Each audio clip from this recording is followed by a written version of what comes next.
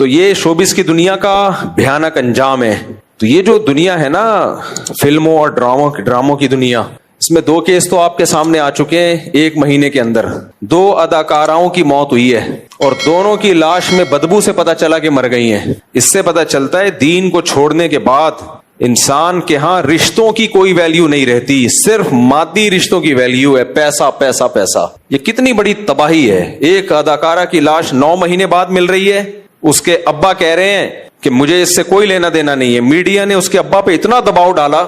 Media نے کیوں دباؤ ڈالا؟ اس لیے کہ بہت سارے ایکٹر لوگ اور ایکٹریسز ان کی اوقات سامنے آ رہی تھی کہ ان کے ہاں یہ ریلیشن کی یہ حیثیت ہے. ظاہر ہے جو شوبز کی دنیا کے لوگ ہیں انہوں نے اپنا پروفیشن بھی تو بچانا ہے نا، تو اس لیے ابا اماں پہ دباؤ ڈال کے ان کو اگلوایا گیا کہ ہاں جی ہماری بیٹی ہے. اور کچھ لوگ کہہ رہے تھے یہ باپ اور ماں کا بیٹی سے ایسا رشتہ نہیں ہونا چاہیے. بھائی بیٹی کا ماں باپ سے کوئی رشتہ نہیں تھا، یہ اس کی علامت ہے. ماں باپ کا کام ہے بلوغت تک بچوں کو کیئر کرنا جب وہ چھوٹے ہیں. جب بڑے ہو گئے تو اب ان کا کام ہے ماں باپ کو خوش کرنا. لیکن ہمارے ہاں بچوں کے حقوق آج کل ماں باپ سے زیادہ چل رہے ہیں. نوجوان نسل کو خوش کرنے کے لیے نا ان کو اپنے باپ کا بھی باپ بنایا جا رہا ہے اور یہ سارا سیٹ اپ چل رہا ہے سوسائٹی میں. نوجوان لوگ اس سے خوش ہوتے ہیں. جب ان کو ماں باپ کے حقوق بتائے جائیں تو ٹینشن میں آتے ہیں. تو ان کو تو وہ اسکالر اچھا لگتا ہے جو ان کو بالکل آزاد کر دے، مادر پدر آزاد کر دے. تو یہ شوبز کی دنیا کا بھیانک انجام ہے کہ آپس کی ریلیشن ختم. باقی گلوکار کے ساتھ جو آپ بتا رہے ہیں وہ میں کسی کی ذاتی زندگی کے بارے میں کچھ نہیں کہہ سکتا کہ کیا مجبوری تھی یا کیا تھا. بعض دفعہ کانٹریکٹ سائن کیا ہوتا ہے وہ مجبوری بھی ہوتی ہے. وہ جو آپ نے ایگریمنٹ کیا ہوتا ہے وہ پھر آپ کو کسی کی موت پہ پیچھے ہٹنے نہیں دیتے ہیں کہ وہ کہتے ہیں آپ نے کانٹریکٹ سائن کیا ورنہ آپ کو بھاری جرمانہ دینا پڑے گا. وہ کسی کی پرسنل چیزوں میں نہیں پڑتا، لیکن جنرلی ایک اصول بیان کر رہا ہوں کہ شوبز کی دنیا اصل میں مذہب سے بغاوت کی دنیا ہے. تو مذہب سے بغاوت جہاں بھی ہوگی انسانیت کا جنازہ اٹھے گا. وہاں پہ انسانیت نہیں رہے گی. انسانیت کا بس کچھ چند ڈائلاگ رہ جائیں گے، انسانیت ختم ہو جائے گی. جنتیوں کو اللہ جنت میں داخل کرتے ہوئے بتا دیں گے بھائی اب ہمیشہ رہنا ہے یہاں. کیا خوشی کا دن ہوگا آپ سوچئے. لہم ما یشاؤون فیہا، ان کے لیے اس جنت میں جو وہ چاہیں گے ملے گا. ولدینا مزید، اور اللہ کہیں گے ہمارے پاس اور بھی بہت کچھ ہے. یہ اور بہت کچھ سے کیا مراد ہے؟ احادیث سے یہ بات ثابت ہے کہ اس سے مراد ہے اللہ کا دیدار. نبی صلی اللہ علیہ وسلم نے فرمایا جب جنتی جنت میں چلے جائیں گے تو اللہ ان سے کہیں گے کہ کیا میں تمہیں مزید ایک نعمت نہ دوں؟ تو وہ کہیں گے الم تبیض وجوہنا، اے اللہ تو نے ہمارے چہروں کو روشن کر دیا، ہمیں سب کچھ دے دیا، مزید کیا ہے تیرے پاس؟ یعنی جنتی خیال کریں گے کہ اس جنت میں اور مزید کا بھی کوئی یعنی چانس ہے، کوئی گنجائش ہے مزید کی بھی. یہ ایسے ہی ہے جیسے آپ کسی ہوٹل میں گئے اور آپ کے پاس 20 قسم کے کھانے لا کے رکھ دیے ہوں، تو وہ آ کے ہوٹل والا آپ سے کہہ رہا ہو کہ اور بھی کچھ چاہیے، تو آپ کہیں گے بھائی ابھی مزید کا بھی کوئی گنجائش ہے. تو جنت میں ہر نعمت دیکھیں گے تو وہ فرشتے اللہ تعالیٰ ان جنتیوں سے کہیں گے مزید بھی تمہیں کچھ چاہیے؟ میرے پاس مزید بھی ہے. وہ کہیں گے بھائی اے اللہ سب کچھ تو مل گیا. پھر اللہ تعالیٰ اپنے اور بندوں کے درمیان حجاب کو ہٹا دیں گے اور لوگ اللہ کی زیارت کریں گے جو جنتی. نبی صلی اللہ علیہ وسلم نے فرمایا اس زیارت میں ایسا محو ہوں گے کہ جنت کی بھی ہر نعمت کو وہ بھول جائیں گے. وَكَمْ أَهْلَكْنَا قَبْلَهُمْ مِنْ قَرْنٍ، اللہ فرماتے ہیں کتنی ہی بستیاں ان سے پہلے ہم نے ہلاک کر دی. ہم اشد منہم بطشا، جو ان سے بھی زیادہ پکڑ میں سخت تھیں، بڑی طاقتور قومیں تھیں. یہ تو ان کی عسکری قوت تھی. فَنَقَّبُوا فِي الْبِلَادِ، اب ان کی معاشی قوت کیا تھی؟ وہ گھس گئے تھے شہروں میں، یعنی ترقی کرتے کرتے سفر تجارت کے شہروں میں گھس گئے تھے. یعنی بہت سارے شہروں میں ان کے سفر تھے، تجارتی سفر. لیکن کیا ہوا؟ حل من محیص، کیا ہوا کوئی بچانے والا، کوئی پناہ گاہ؟ محیص کا مطلب پناہ گاہ. کوئی ملی ان کو پناہ گاہ؟ تھی کوئی پناہ گاہ؟ تو تجارت کرتے تھے دنیا میں، دوسرے ملکوں میں جا کے ارب پتی بن گئے تھے. تو کیا کوئی پناہ ملی ان کو؟ ان فی ذلک لذکری، بے شک اس بات پہ نصیحت ہے. لمن کان لہ قلب، ہر اس شخص کے لیے جس کے سینے میں دل ہو. او القى السمع، یا اس نے اپنی سماعت کو ہمارے سامنے ڈال دیا. وہو شہید، اور وہ حاضر بھی ہو، نہیں دل سے حاضر ہو.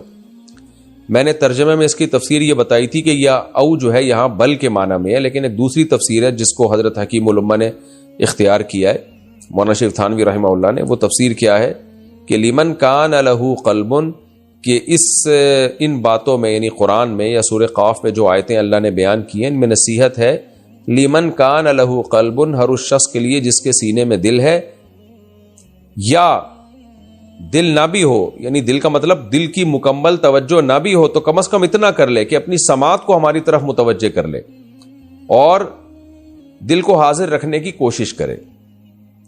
یعنی مکمل دل سے بھی نہ سنے، نہ صرف اوپر اوپر سے آیتیں سن لے تھوڑی سی توجہ کے ساتھ تو بھی اثر کر جائیں گی یہ آیتیں اس کے اوپر. یعنی ان آیتوں میں اتنی طاقت ہے. جو بالکل ہی ضدی ہٹ دھرم ہے، جن کے سینوں پہ دلوں پہ مہر لگ چکی ہے، ان پر اثر نہیں ہوگا،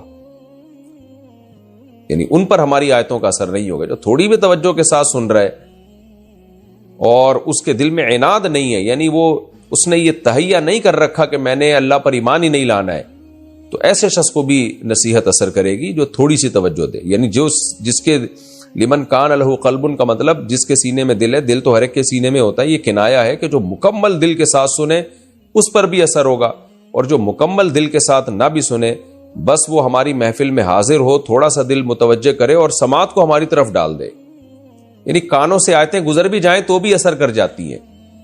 ایسے ہی ہے بہت سے حضرات اسی طرح مسلمان ہوئے کہ کہیں سے گزر رہے تھے اور نبی صلی اللہ علیہ وسلم کی تلاوت ان کے کان میں پڑی تو ایک دم ٹھہر گئے وہ، اور ایسا متاثر ہوئے. تو چلتی پھرتی بھی نصیحت بہت دفعہ اثر کر جاتی ہے. تو اللہ کہتے ہیں ہماری آیتوں میں طاقت ہے. تو اس سے مراد یہ ہے کہ جن لوگوں پر ہماری آیتوں کا اثر نہیں ہو رہا وہ انتہائی درجے کے ضدی اور انتہائی درجے کے ہٹ دھرم ہیں. وہ فیصلہ کر کے بیٹھے ہوئے ہیں کہ ہم نے ہدایت حاصل نہیں کرنی ہے. وَلَقَدْ خَلَقْنَا السَّمَاوَاتِ وَالْأَرْضَ وَمَا بَيْنَهُمَا فِي سِتَّةِ أَيَّامٍ. اب جس مضمون سے اللہ نے ان آیتوں کو شروع کیا تھا نا سورہ قاف کو، کہ ہم مردوں کو دوبارہ زندہ کریں گے، اسی مضمون پہ اللہ ختم کر رہے ہیں کہ ہماری طاقت یہ ہے کہ ہم نے آسمانوں اور زمینوں کو اور آسمان اور زمین کے درمیان جو کچھ ہے سب کو 6 دنوں میں پیدا کیا ہے. 6 دنوں کی تفصیل میں پہلے کئی دفعہ بتا چکا ہوں. وَمَا مَسَّنَا مِن لُغُوبٍ، اور ہمیں تھکاوٹ نے ذرا بھی نہیں چھوا. پس اے نبی اس سے صاف پتہ چلتا ہے کہ اللہ کی قدرت ثابت ہو گئی، اللہ بہت طاقتور ہے. تو اب آپ کو ان کی باتوں پہ غم نہیں ہونا چاہیے. جب اللہ طاقتور ہے وہ مردوں کو زندہ بھی کر دے گا، آپ کی مدد بھی کرے گا. لہذا ان کی جو بیہودہ باتیں ہیں نا جس سے سورہ قاف کو ہم نے شروع کیا تھا، وہ کہتے تھے کہ ایک اللہ نے ہم میں سے کیسے کسی کو پیغمبر بنا لیا اور اللہ دوبارہ مردوں کو کیسے زندہ کرے گا. تو فصبر، آپ ان کی باتوں پہ صبر کیجئے. ما یقولون، جو کچھ یہ کہہ رہے ہیں اس پہ صبر کیجئے. لیکن صبر ملتا ہے عبادت سے، نماز سے، تسبیحات سے. تو اس کے لیے کیا کرنا ہے؟ وَسَبِّحْ بِحَمْدِ رَبِّكَ، اپنے رب کی پاکی کے ساتھ، اپنے رب کی تعریف کے ساتھ اس کی تسبیح بیان کرنی ہے. قبل طلوع الشمس وقبل الغروب، طلوع شمس سے پہلے بھی اور غروب شمس سے پہلے بھی. اس میں فجر کی نماز بھی آ گئی، عصر کی نماز بھی آ گئی. یعنی مطلق تسبیح مراد ہے لیکن اس میں نمازیں بھی خود بخود داخل ہیں. وَمِنَ اللَّيْلِ، رات کے حصوں میں بھی اللہ کی عبادت کیجیے. فَسَبِّحْ، اس کی تسبیح بیان کیجیے. نماز کو بھی حدیث میں تسبیح سے تعبیر کیا گیا ہے. حضرت عائشہ رضی اللہ تعالیٰ عنہ کی حدیث ہے، نماز پڑھ رہی تھی تو انہوں نے اس کو تسبیح سے تعبیر کیا. تو خود تسبیح میں نماز، یعنی جب ہم کہتے ہیں نا سبح، تو حدیث میں سبح کا لفظ نماز کے معنی میں استعمال ہوا ہے. بہرحال آیتیں مطلق ہیں، نماز بھی اس میں داخل ہے اور ہر طرح کی اللہ کی حمد و ثنا. وَأَدْبَارَ السُّجُودِ، اور سجدوں کے بعد بھی، یعنی نماز کے بعد بھی اللہ کی حمد و ثنا کیجیے. تبھی ہم نماز کے بعد 33 دفعہ سبحان اللہ، الحمدللہ، اللہ اکبر پڑھتے ہیں. وَاسْتَمِعْ يَوْمَ يُنَادِ الْمُنَادِ، اور جس دن پکارنے والا پکارے گا اس کی طرف کان لگا کے دھیان دیجیے. یہ کنایا ہے، مطلب یہ کہ قیامت کا انتظار کیجیے. اصل فیصلہ قیامت کے دن ہوگا اور یہ پکارنے والا بہت قریب سے پکارے گا. یعنی ہر ایک کو ایسا لگے گا جیسے میرے قریب کھڑے ہو کر سور پکارا جا رہا ہے، سور میں پھونکا جا رہا ہے. یوم یسمعون الصیحۃ بالحق، جس دن حق کے ساتھ یہ لوگ اس پکار کو سنیں گے. ذالک یوم الخروج، یہ مردوں کے نکلنے کا دن ہوگا، سب نکل آئیں گے قبروں سے. انا نحن نحیی ونمیت، بے شک ہم ہی نے زندہ کیا تمہیں اور ہم ہی موت دیتے ہیں. وإلینا المصیر، اور ہماری ہی طرف لوٹ کر آنا ہے. یعنی ہم نے جب زندہ کر لیا، اس پہ تمہیں تعجب نہیں ہو رہا کہ ہم پیدا کیسے ہو گئے، پھر ہم تمہیں موت دے دیتے ہیں، اس پہ تعجب نہیں ہو رہا. تعجب ہو رہا ہے کہ ہماری طرف لوٹ کے کیسے آؤ گے. اس لیے اللہ نے فرمایا 2 پروسیس تو دیکھ لیے. وإلینا المصیر، لوٹ کے ہماری طرف آنا ہے، یہ بھی دیکھ لو گے.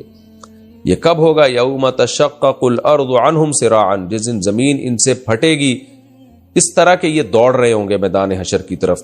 ذالک حشر، یہ ایک حشر ہوگا، ان لوگوں کو جمع کرنا ہوگا، اور یہ علینا یسیر، ہم پہ بہت آسان ہے. یہ حشر جو ہے یہ ہم پہ بہت آسان ہے. نحن اعلم بما یقولون، نبی کو تسلی دی جا رہی ہے آخری آیت میں، اے نبی ہم خوب جانتے ہیں ان باتوں کو جو یہ کر رہے ہیں، یہ جو اعتراضات کر رہے ہیں ہم خوب جانتے ہیں. وما انت علیہم بجبار، اور آپ ان پر جبار نہیں ہیں، یعنی زبردستی نہیں کر سکتے آپ. تو نبی کو بھی تسلی ہے کہ آپ کا کام پیغام پہنچانا ہے، بس آپ پہنچاتے رہیے. وہ پیغام کیا ہے؟ فذکر بالقرآن، آپ قرآن کے ذریعے نصیحت کیجیے، من، ہر اس شخص کو، یخاف وعید، جو میری وعید سے ڈرتا ہے. ہمارے شیخ حضرت مفتی رشید احمد صاحب رحمہ اللہ تعالی نے کے پاس جو قرآن تھا اس پر یہ آیت لکھی ہوئی تھی، فذکر بالقرآن من یخاف وعید.